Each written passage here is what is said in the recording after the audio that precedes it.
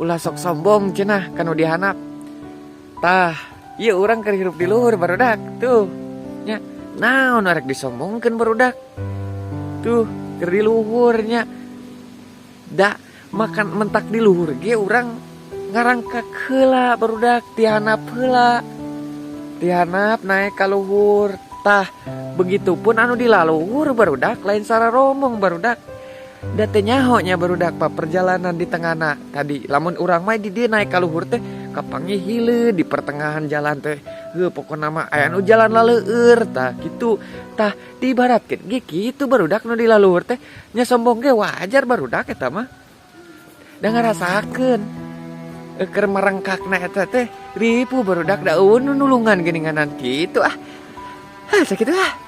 Paur geuninganan di luhur mah mending kene kade ah nu di laluhur. Nya ulah betah teuing mesti labuh.